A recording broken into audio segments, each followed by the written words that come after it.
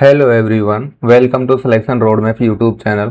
तो इस वीडियो में हम बात करेंगे एसएससी सीपीओ के फिजिकल के कंप्लीट एक्सपीरियंस के बारे में। तो मेरा फिजिकल था 25 जुलाई 2026 को CRPF group of centre Gurugram Haryana में। ठीक है, तो इस वीडियो में हम क्या क्या डिस्कस करेंगे वो सबसे पहले मैं बता देता हूँ। तो सबसे पहले हम बात करेंगे कि डॉक्यूमेंट्स की कौन कौन से डॉक्यूमेंट्स चाहिए फिजिकल के टाइम पे। एंड फिर उसके बाद में आपको मैं बताऊंगा कि इवेंट्स कौन कौन से होते हैं फिर एसएससी सीपीओ फिजिकल में, किस सीक्वेंस में होते हैं।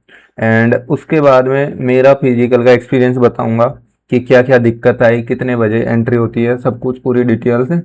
एंड मेरा ग्राउंड का जो मेरे ग्राउंड था उसमें 400 मीटर का ट्रैक किस टाइप का था, 100 मीटर किस टाइप के ट्रैक पे की थी, उसके बारे में।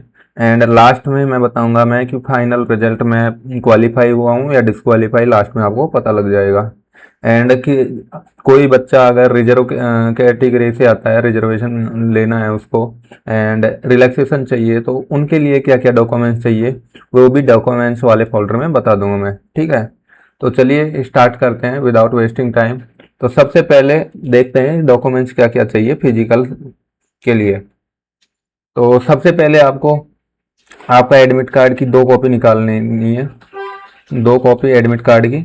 उसके बाद में आईडी प्रूफ चाहिए। तो आईडी प्रूफ में सबसे मैंडेटरी चीज है जो है आधार कार्ड।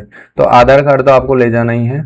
उसके अलावा एक आईडी प्रूफ और चाहिए, तो उसको आप या तो पैन कार्ड ले लेना या फिर वोटर आईडी, दोनों में से एक और ले जाना, या फिर कोई और भी अगर आईडी प्रूफ है जिसमें डीओबी कंप्लीट लिखी होनी चाहिए।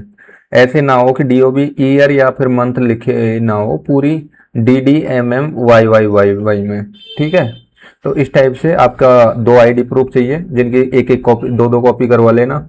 एंड उसके अलावा आपको पासपोर्ट साइज की 5 पिक्चर, 5 फोटो ले जानी है। 5 की जरूरत क्यों है ये मैं बता देता हूँ आपको। तो वहां पे 2 ही लगेंगी आपकी नॉर्मली तो, लेकिन अगर मान लो आपका बाई चांस बायोमेट्रिक नहीं होता है, बायोमेट्रिक में कोई दिक्कत आती है, तो उन बच्चों को क्या है वो लास्ट में 10 फॉर्म भरवाते हैं। नॉर्मल जिनका फिजिकल होता है उनसे तो 2 फॉर्म भरवाते हैं वो, लेकिन जैसे जिनकी बायोमेट्रिक में दिक्कत होती है तो उनसे 10 फॉर्म भरवाते हैं। तो उधर मतलब कि फोटोज की नीड होगी आपको। तो उसके लिए आप 5 या 6 फोटो ले जाना, जितनी एक्स्ट्रा ले जाओगे वैसे लगेंगी 2 ही, अगर आपका फिर बायोमेट्रिक में दिक्कत नहीं आई तो। लेकिन फिर भी आप एक्स्ट्रा 5 फोटो ले जाना। ठीक है, उसके बाद में हम बात करते हैं कैटेगरी सर्टिफिकेट कौन सा चाहिए। तो जैसे SC, OBC, EWS और UR को तो सही कैटेगरी में कोई बेनिफिट है नहीं इसमें रिलैक्सेशन। अगर एज में रिलैक्सेशन लेना है तो आप इनको सर्टिफिकेट को ले जा सकते हो। बाकी ST category and north eastern hills area वाले, उनको हाइट एंड चेस्ट में रिलैक्सेशन मिलता है। ठीक है, तो हाइट में शायद 5 सेंटीमीटर का और चेस्ट में भी 5 सेंटीमीटर का। तो ST वालों को तो कास्ट सर्टिफिकेट ले जाना है, सेंटर वाला। और उसके अलावा प्लस में एक एनेक्जर 8 बनता है, वो भी ले जाना है। अब एनेक्जर का कुछ बच्चों को डाउट रहता है कि एनेक्जर मैंडेटरी है या नहीं है, इसका मैं क्लियर कर देता हूँ।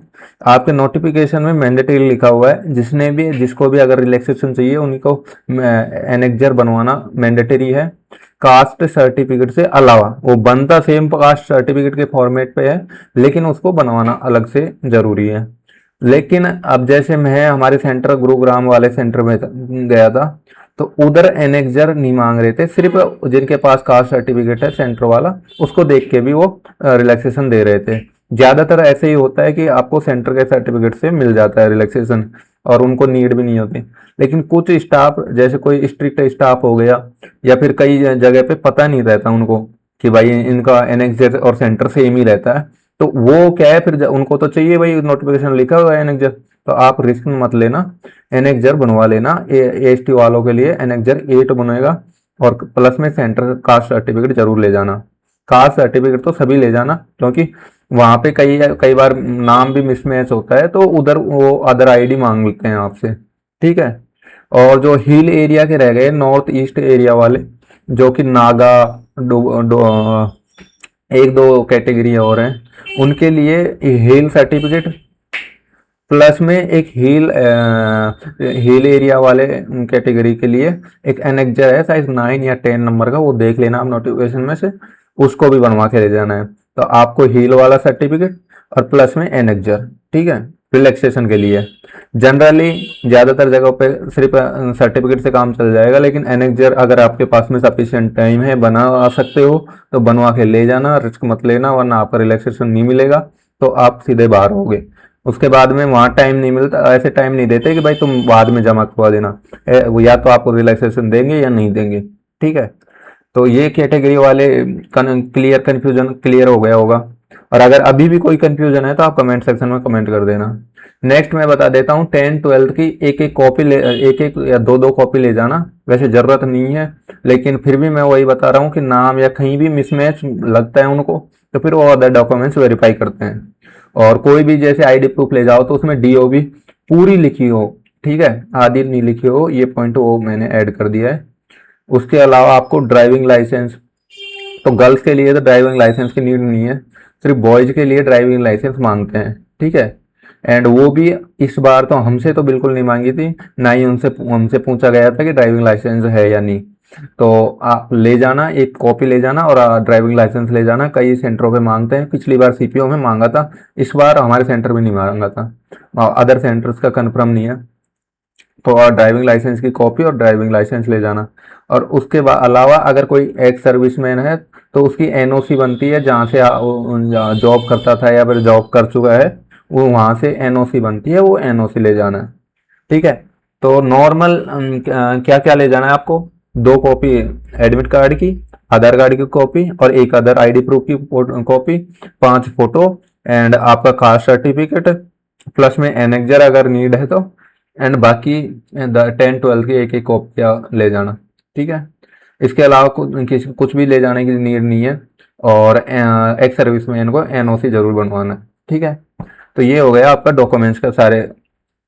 अब नेक्स्ट अपन बात करते हैं कि आपके एसएससी सीपीओ फिजिकल में क्या क्या इवेंट्स होते हैं, ठीक है। तो फीमेल्स का तो कंप्लीट हो गया है 21 जुलाई को, अब मेल्स का चल रहा है।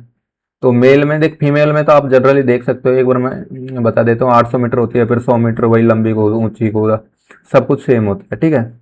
और तो ये तो आपको पता ही होगा। अब मेल्स का चल रहा है तो मेल का मैं बता देता हूँ।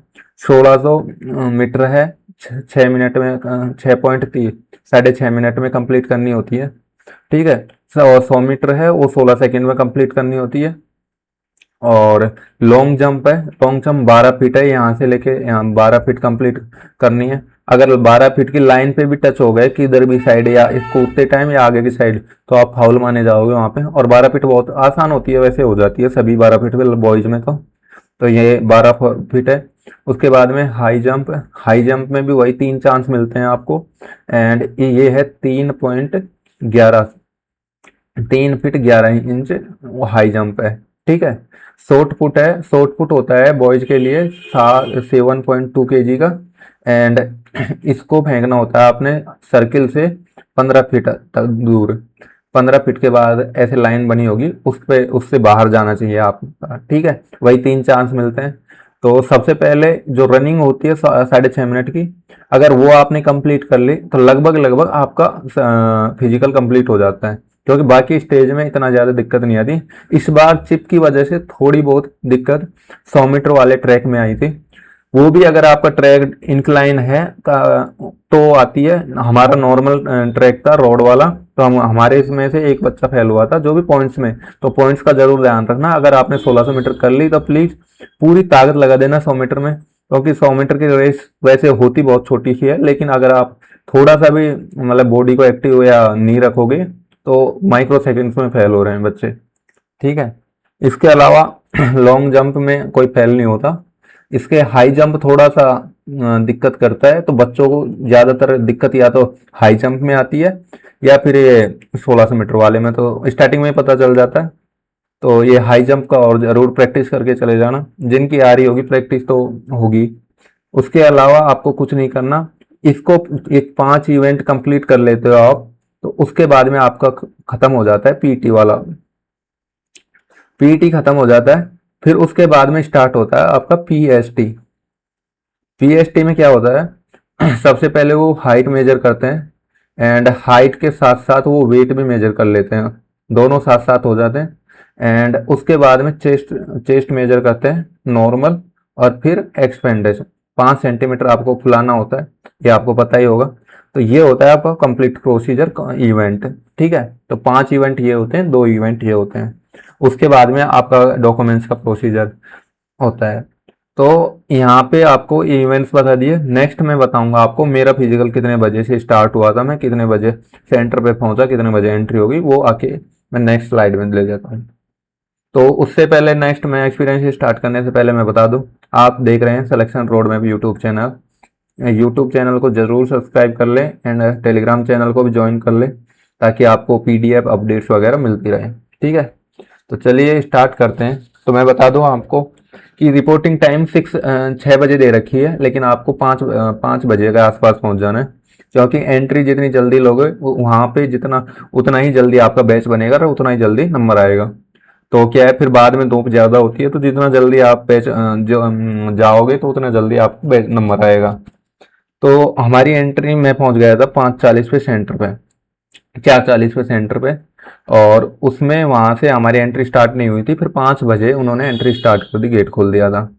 तो वहां पे पहला बैच उन्होंने 50-50 के बैच बनाए थे, 50 बच्चों का बैच बना दिया एक, फिर ऐसे ही 50 बच्चों का बैच बना दिया, ऐसे ही 50 बच्चों का बैच।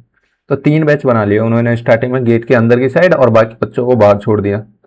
फिर उनको जो जो बच्चे अंदर थे 50 का, तो 50 का बैच बनाते टाइम क्या करते थे, एडमिट कार्ड पे नंबर लिखता थे 1 2 3 से, और इसी टाइप से बच्चों के हाथ पे नेम लिख देते थे, और फिर उनको अंदर ले गए। फिर बाकी बैच ऐसे ही लेते बनाते गए वो, और फिर उनको जो पहला बैच था उसको ले गए वो ग्राउंड के अंदर, और ग्राउंड के अंदर ले जाके वहां पे बैठा दिया उनको। जो 10-15 मिनट तैयार होने के लिए दे दी कि आपकी अभी बायोमेट्रिक होगी, तो आप कुछ खाना हो या फिर कुछ भी करना हो, बैग वगैरह रख दो यहाँ पे, और उधर चलना है, दूसरे कैंप में चलना है।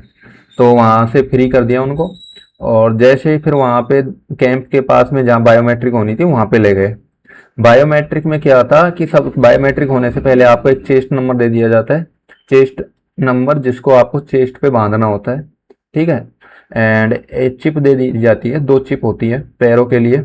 तो 2 चिप आपको दोनों पैरों में साइड में लगानी होती है, वो खुद बता देते हैं, उसमें लॉक टाइप का एक प्लास्टिक का होता है, तो उससे लॉक हो जाती है वो चिप, गिरती भी नहीं है, ठीक है। तो ये दोनों काम होने के बाद में आपको नीचे जैसे यहाँ से ये दे दिया, फिर उसके बाद में एक नीचे टेंट लगा होगा, तो उस कैंप में से वो 50 के 50 बच्चे ऐसे इस टाइप से जाएंगे, एंड बायोमेट्रिक होगी उनकी। फिर वापिस नीचे गैप बैठा दिया जाएंगे 50 को, एक बार बायोमेट्रिक होगी।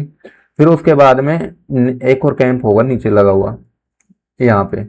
तो नीचे जैसे कैंप में अगले कैंप में जाओगे वहां पे आपका वेरिफिकेशन होगा वापिस, ठीक है। वेरिफिकेशन होने के बाद में जैसे यहाँ ग्राउंड है, तो हमारा ग्राउंड था ऐसे रेक्टेंगुलर, आयत के रूप में था, ठीक है। तो बिल्कुल आयत के रूप में था, और यहाँ से फिर हमको यहाँ ले गए। यहाँ चिप लगी हुई थी पहली, तो उसके पीछे की साइड रो बना देते हैं ऐसे, एक एक कॉलम बना दिया, 2 कॉलम, 3 कॉलम, 4 कॉलम, 5 कॉलम बना दिए, ठीक है। 5 कॉलम बनाने के बाद में एक कॉलम में 10 बच्चे, एक कॉलम में 10 से ऐसे खड़े कर दिए, और आराम से वो पूछते हैं कि आप तैयार हो या नहीं हो, टाइम देते हैं बिल्कुल प्रॉपर तरीके से। एंड उसके बाद में वो बोलते हैं आप तैयार हो, सब हाँ बोलते हैं, जब जाके वो सबसे पहले ये पास वाली रो है ग्राउंड इसके, उसको स्टार्ट करते हैं दौड़वाना। तो धीरे धीरे यहाँ से बच्चे निकलते जाते हैं, तो ये पहली रो खत्म हो जाए, पहला कॉलम खत्म हो जाता है, फिर सेकंड कॉलम को स्टार्ट हो जाता है, उनके जस्ट पीछे जुड़ता जाता है, ऐसे ही 3rd कॉलम, 4th कॉलम और 5th कॉलम। वो एक चीज ध्यान रखना कि चिप वाले सिस्टम में आपको ऐसे राउंड में टाइमिंग नहीं बताई जाएगी कि आपका एक राउंड इतना टाइम हो गया भाई जल्दी भाग या फिर कुछ भी, वो कुछ नहीं बोलेंगे आपको। बस चिप स्टार्ट हो जाएगी, वो चुपचाप देखते रहेंगे और आप दौड़ते रहोगे। अगर आपके पास वॉच है और वॉच ले जाना चाहते हो तो वॉच ले जा सकते हो, सीपीओ के फिजिकल में वॉच अलाउ है। आधे से ज्यादा बच्चे वॉच पहन के भागते हैं, रनिंग करते हैं, जिससे उनको टाइमिंग का आइडिया रहता है। मैं तो ले नहीं गया था क्योंकि मेरे को पता था कि मेरा हो जाएगा, मैंने पहले से रनिंग ठीक आ रही थी, ठीक है। तो यहाँ पे जैसे 50 बच्चों का होता है कंप्लीट, वापस 4 चक्कर कंप्लीट होने के बाद में यहाँ से एक चिप से बाहर निकलेंगे, और यहाँ पे सब इकट्ठे हो जाएंगे थोड़ी देर। जैसे वहां से ले जाएंगे 100-200 मीटर, वो बैठने नहीं देते, क्योंकि बॉडी अचानक जाम हो जाती है, अचानक रुकता है, तो धीरे धीरे वो दौड़वा थोड़े थोड़े घुमाते रहते हैं, 100-200 मीटर घुमाएंगे वो आपको। एंड उसके बाद में आपको आराम करने के लिए टाइम देंगे। जैसे ही वहां से टाइम आराम करने के लिए आपको 15-20 मिनट टाइम देंगे, उसके बाद में बोलेंगे कि 10-15 मिनट में आपका रिजल्ट आने वाला है। तो कैंप में से वापस एक ऑफिसर आएगा एंड वो आपका रिजल्ट लेके आ जाएगा। जैसे रिजल्ट आएगा उसमें से एक चीज कॉमन है उसमें, कि जैसे रिजल्ट आता है तो सबसे पहले जो जिन बच्चों का नाम लेते हैं वो डिस्क्वालीफाई वाले बच्चे होते हैं, क्योंकि उनको डिस्क्वालीफाई वाले बच्चों को एक साइड कर दिया उन्होंने एंड क्वालिफाई वाले बच्चों को इधर कर दिया, ठीक है। तो डिस्क्वालीफाई वाले जो रनिंग में डिस्क्वालीफाई हो जाते हैं 1600 मीटर को, तो उनको तो उन्होंने तुरंत फ्री कर दिया। वहां से 10-15 मिनट में कुछ नॉर्मल फॉर्मेलिटी पूरी करवाई और उनको डिस्क्वालीफाई का शायद पर्चा दे के बाहर निकाल दिया था। उसके बाद में जो क्वालिफाई कर गया उनके लिए वापिस 100 मीटर के लिए उनसे बोल दिया कि आप आराम कर लो थोड़ी देर, फिर उसके बाद में आधा घंटे बाद में आपका स्टार्ट करेंगे। तो मेरा देख लो, मैं 5 बजे एंट्री स्टार्ट हुई थी, उसके बाद में मेरा वहाँ पे एंट्री ले ली 6 बजे का, अंदर मैं अंदर चले गया था ग्राउंड पे 6-6:30 के आसपास। फिर हमसे पहले क्या है 3 बैच बना दिए उन्होंने, क्योंकि जो एसटी और जो रिजर्वेशन वाली कैटेगरी थी उनके लिए उन्होंने एक 50 का अलग से बैच बना दिया, जिससे कि उनको दिक्कत ना हो कि भाई अलग अलग कोई भी बंदा जाएगा फिर उनको रिलैक्सेशन का डॉक्यूमेंट्स देखने पड़ेंगे। इसलिए उन्होंने ऐसा किया कि एक 50 का अलग से एसटी का और हिल एरिया वालों को बच्चों का एक अलग से बना दिया, वरना मेरा फर्स्ट बैच में आ जाता नंबर। एंड 3 बैच हमसे पहले रनिंग करवा दी थी। तो हम 5 बजे 6:30 बजे के बाद में मैंने ग्राउंड में एंट्री ली थी और हमें दौड़वा रनिंग स्टार्ट की थी हमारी 9:07 पर। तो आपको इस चीज की जरूर आदत होनी चाहिए कि आप वहां पे बैठे बैठे बहुत थक जाओगे। जैसे 9 बजे तक क्या हुआ था कि धूप नहीं थी बिल्कुल भी। जैसे ही 9 बजे बहुत ही भयंकर धूप पड़ने लग गई थी। और उधर क्या थे, जो 3 बैच दौड़े थे वो आराम से दौड़ रहे थे, ठंड सी हो रही थी, हवा भी चल रही थी हल्की हल्की। लेकिन जैसे ही गर्मी हुई तो बहुत सारे बच्चों को दिक्कत हुई। इसलिए जैसे पहले बैच में शायद 10 बच्चे फेल हुए थे, 10 या 11, ऐसे ही 12 बच्चे सेकंड में, ऐसे ही 10-11 थर्ड में फेल हुए थे। लेकिन जैसे ही हमारी टाइम चौथे बैच में जैसे ही चौथे बैच में गर्मी धूप की वजह से अब 15 बच्चे फेल हुए थे सीधे, सबसे ज्यादा जंप किया था। क्योंकि वो वही रीजन था कि धूप में क्या है अपन को सांस की ज्यादा दिक्कत आती है, सांस फूलने लग जाती है जल्दी, ठीक है। तो वो 1600 मीटर रनिंग करवाई उन्होंने, फिर उसके बाद में आराम करने के लिए बैठा दिया। तो 9 बजे के आसपास हमारी 1600 मीटर हुई थी। उसके 2 घंटे बाद में 11 बजे, 10:30 या 11 बजे हमारी 100 मीटर हुई थी। इतना टाइम ले लिया था उन्होंने, बैठाया रखा, क्योंकि वो दिक्कत उनको सर्वर में आ रही थी, वो बहुत स्लो काम कर रहे थे। वैसे स्टाफ बहुत अच्छा था लेकिन वो स्लो बहुत काम कर रहे थे। वैसे जैसे फिर उन्होंने, मैं ट्रैक दिखा देता हूँ आपको। तो यहाँ पे ये देख सकते हो आप, बायोमेट्रिक कैंप था। इस टाइप का ही सेम मैंने वो इस पे पहले से ही उस टाइप से ही बनाया था। जैसे सबसे पहले यहाँ पे बायोमेट्रिक हुई, फिर वेरिफिकेशन हुआ, फिर यहाँ पे ट्रैक पे ले जाके 1600 मीटर करवा दी, 100 मीटर करवा दी। फिर वो वापस वो बैग के पास में छोड़ देते हैं, उस वही यहाँ पे बिठा देते हैं वापस। एंड यहाँ पे फिर वापस वो वही ऑफिसर एक रिजल्ट लेके आता है। एंड रिजल्ट में क्या है कि भाई 100 मीटर वाली में अब की बार काफी बच्चों को दिक्कत आई थी, क्योंकि ये दिक्कत ऐसा नहीं है कि उनकी रनिंग नहीं ठीक नहीं थी, क्योंकि अगर 1600 मीटर वाले में पास होके आया है तो बच्चों की रनिंग तो अच्छी होती है। लेकिन क्या है वो ढील अपने शरीर को एक्टिव नहीं रखते उस टाइम 100 मीटर वाली में। 100 मीटर वाली में माइक्रो सेकंड में काफी सारे बच्चे फेल हो रहे हैं। तो ये चीज गलती मत करना, आप पूरी ताकत लगा देता ना। अगर आपने 1600 मीटर कर ली तो 100 मीटर में प्लीज ताकत लगाओगे ना, तभी आपकी क्लियर हो जाएगी। वरना इसमें क्या है माइक्रो सेकंड में काफी बच्चे फेल होते हैं। और हमारे में से भी एक बच्चा फेल हो गया था माइक्रो सेकंड में बैच में से। तो हमारे जैसे 40 का बैच 50 का बैच था ना, तो 15 बच्चे तो उधर रनिंग में 1600 मीटर वाले में फेल हो गए थे, और एक बच्चा इसमें फेल हो गया था 100 मीटर वाले में, ठीक है। उसके बाद में उन्होंने बैठाया रखा और शायद 1 बज गया था शायद, 1 बजे उन्होंने लॉन्ग जंप करवाई थी। 1 बजे के आसपास लॉन्ग जंप करवाई। और लॉन्ग जंप के बाद में उन्होंने वही 5-10 मिनट, फिर उन्होंने क्या है कि दूसरे लॉन्ग जंप के लिए दूसरी जगह ले गए थे, तो इसलिए उन्होंने क्या है एक बार में ही उन्होंने बता दिया कि भाई अब लगातार कंटिन्यू इवेंट होंगे। तो 15-20 मिनट धूप में बैठाए रखा 1-2 बजे तक, 1:30 बजे तक। फिर वो रिजल्ट आया वही 20-25 मिनट में, फिर उस पर सिग्नेचर करवाते हैं, और सिग्नेचर के बाद में फिर लॉन्ग हाई जंप करवाया। तो लॉन्ग में तो कोई बच्चा फेल नहीं हुआ था, एंड स्टाफ भी ठीक था, क्योंकि एक दो बच्चों को दिक्कत आई थी, क्योंकि वो चक्कर खा के गिर रहे थे गर्मी में। तो उनको लास्ट में वो स्टाफ ने, लास्ट चांस था तब, काफी भाई उनको बहुत गाइड किया उन्होंने, और वो दोनों पास हो गए लॉन्ग में। फिर हाई में ऐसे ही उन्होंने, वो खुद भी स्टाफ कमांडेंट ऑफिसर भी बोल रहा था कि भाई अगर आपने हाई जंप कर ली तो आपका फिजिकल कंप्लीट हो जाएगा, लगभग 99% आपका फिजिकल क्लियर है। तो वैसे उन्होंने फिर सबने लॉन्ग हाई कर ली थी, एक बच्चा हमारे हाई में भी फेल हुआ था। और यहाँ पे फिर शॉर्ट पुट के लिए वही 20-25 मिनट लगाए, और शॉर्ट पुट के लिए तैयार कर दिए। शॉर्ट पुट में वही 15 फीट का, शॉर्ट पुट में कोई फेल नहीं हुआ, सिर्फ हाई हाई में हुआ था, और 100 मीटर वाले में, और 1600 मीटर वाला तो स्टार्टिंग प्रोसीजर खत्म हो गया। शॉर्ट पुट तक हमको टाइम हो गया था 3:30 के आसपास। फिर 3:30 बजे जैसे शॉर्ट पुट कंप्लीट हुआ, फिर वहां से उन्होंने क्या है, वापस यहीं कैंप पे, बायोमेट्रिक वाले कैंप पे यहाँ पे ले आते हैं।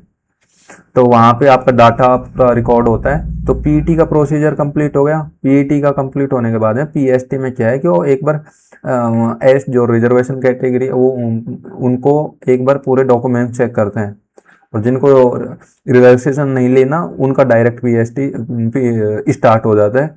उनकी सबसे पहले हाइट मेजर होती है, एंड हाइट जब मेजर करते हो तो क्या है, जो नीचे रखा होता है वो मशीन ऑटोमेटिक आपका वेट भी मेजर कर लेती है। तो दोनों काम एक साथ हो जाते हैं। फिर उसके बाद में जस्ट हाइट मेजर करते आपको साइड में खड़ा करके नॉर्मल आपका चेस्ट मेजर करेंगे। उसके बाद में आपको फुलाव के लिए बोलेंगे कि आप फुलाओ, एंड उसको भी तुरंत मेजर कर देते हैं। जैसे ये काम हुआ आपको, फिर वापस वही नीचे बैठा देते हैं लाइन वाइज, और पूरा बैच इसी टाइप से पीएसटी स्टार्ट हो जाती है। ठीक है। और पीएसटी कंप्लीट होने के बाद में हमारे यहाँ क्या हुआ था कि वो फॉर्म भरवाते हैं। तो एक फाइल देते हैं आपको, उसमें दो फॉर्म होते हैं, उनमें 2 फोटो लगती हैं, और नॉर्मल डिटेल्स भरवाते हैं, आपका नाम वगैरह, और roll number, batch number, chest number, और नॉर्मल बेसिक डिटेल्स फिल करवा के उसके बाद में आपको फाइल वापस देनी होती है उनको। वो फाइल पे वापस देने के बाद में वो वहाँ पे कमांडेंट ऑफिसर, जो मेन ऑफिसर है, वो सिग्नेचर करके मोहर लगा के आपको वापस देगा, एंड उसमें ही आपको क्वालिफाई और डिस्क्वालीफाई का एक सर्टिफिकेट मिलेगा, एंड बाकी पूरी फाइल वो रख लेते हैं और एक सर्टिफिकेट भेज दे देते हैं आपको। ठीक है। तो ये था मेरा पूरा प्रोसीजर। तो इस प्रोसीजर में क्या हुआ कि जैसे हम 3:30 बजे पीईटी से फ्री हो गए थे, फिर लेकिन पीएसटी में चलते चलते, क्योंकि कुछ बच्चों का हाइट का दिक्कत आया था, कि कई बच्चों में क्या है, हाइट का इश्यू चल रहा था। 10-15 बच्चे थे अलग अलग बैचों में, सारे बैचों में। तो उनमें क्या था कि जैसे वो पिछली बार सीपीओ में बिना डिजिटल नहीं था मेजरमेंट, हाइट मेजरमेंट, तो 170 सेंटीमीटर उनका क्वालिफाई थे 170 सेंटीमीटर में। लेकिन इस बार क्या है, पहली बार डिजिटल हो रहा है। तो उसमें क्या है कि जैसे 169.5 है किसी बच्चे की, तो वही शो हो रही है 169.5, और उनको वो डाउट वाले में रख रहे हैं।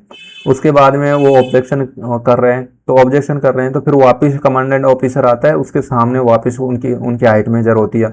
फिर वो अलग अलग तरीके से काफी कोशिश करते हैं कि भाई जिनकी 169.5 है, उससे अगर 160.9.7 भी है ना, मतलब थोड़ी सी भी ऊपर है, तो उसको क्वालिफाई कर रहे थे। ऐसा स्टाफ नहीं था कि भाई जैसे एक बार देखा, मेजर किया, वापस बाहर जाओ डिस्क्वालीफाई हो, ऐसा कुछ नहीं है वहाँ। मतलब बहुत कम से कम मैंने देखा था उनकी कम से कम 5-6 बार मेजर करते हुए, और उनको कम से कम 3-4 घंटे दिए थे उन 15 बच्चों को। इसलिए हमको फ्री करते करते उनको 8:30 बज गए थे। और उसका रीजन यही था कि हमको वो फ्री कर रहे थे, इन बच्चों का बार बार वो हाइट और चेस्ट में दिक्कत आ रही थी, जिनको उनको बार बार कोशिश कर रहे थे कि वो कैसे भी पास कर दें, अगर थोड़ा सा भी अगर गुंजाइश है तो इस टाइप से वो बहुत अच्छा स्टाफ था। और उन्होंने 8:30 बजे हमको ग्राउंड से बाहर गेट से बाहर निकला था हमने। तो मेरे को भी सर्टिफिकेट दिया था उन्होंने, एंड आप देख सकते हो इसमें ये नॉर्मल लिखा हुआ होता है। पहले रोल नंबर लिखे होंगे आपके यहाँ पे नेम लिखा होगा, और यहाँ पे सबसे पहले पीईटी क्वालिफाइड लिखा हुआ है, एंड पीएसटी क्वालिफाइड। यहाँ पे आपके इवेंट्स लिखे होते हैं कि भाई जैसे आपने देखो 1600 मीटर क्वालिफाइड, 100 मीटर क्वालिफाइड, फिर लॉन्ग जंप क्वालिफायर, इस टाइप से पूरा शॉर्ट पुट का भी लिखा हुआ है। फिर नीचे हाइट आपकी 170.5 एंड फिर नॉर्मल चेस्ट और फिर एक्सपेंडेड चेस्ट दोनों लिखा होते हैं। यहाँ पर ऑफिसर, कमांडेंट ऑफिसर के सिग्नेचर है, उस टाइप से आपको सर्टिफिकेट मिल जाएगा। एंड ये आपको सर्टिफिकेट को डीवी के टाइम, मेडिकल का डीवी होगा मेंस के बाद में, जस्ट उस टाइम इसको जरूर मांगेंगे, तो इसको संभाल के रखना, वैसे गिरा मत देना, ठीक है। तो ये था मेरा पूरा प्रोसीजर, पूरा एक्सपीरियंस बता दिया मैंने। अगर आपको कोई भी डाउट हो फिजिकल से रिलेटेड या फिर कोई भी अगर कोई सर्टिफिकेट से रिलेटेड, तो आप कमेंट सेक्शन में कमेंट कर सकते हैं। एंड अगर आपने अभी तक, एक चीज़ और मैं बता दूं, यहाँ पे आसपास आपको काफ़ी सारे होटल्स सर्च करेंगे, अगर नियर बाई तो नहीं मिलेंगे, लेकिन अगर आपको रूम चाहिए, जैसे सभी बच्चों को रूम की दिक्कत होती है वहाँ पे, तो आप जस्ट मेन गेट, जो गेट नंबर 1 है, उसके सामने एक शॉप वाला है, चाय वाला, तो उससे संपर्क कर लेना। वहाँ पे वो रूम दे देंगे आपको एक रात के लिए, 1 नाइट के लिए। शायद 300 रुपये या कुछ ऐसे लेते हैं, 250-300 रुपये। मेरे को पता नहीं था, इसलिए मैं होटल में दूर रुका था। तो ये काफ़ी बच्चों को ये पता नहीं रहती कि भाई वो गांव सा है, अगर आप ऑनलाइन सर्च करोगे, लेकिन वहाँ पे हर जगह ज़्यादातर रूम मिल ही जाते हैं। तो ये आपका बोनस टिप्स थी, मैंने बता दिया आपको।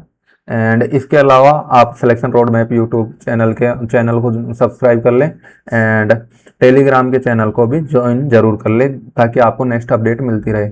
Thank you so much. I hope कि आप वीडियो पसंद आई होगी।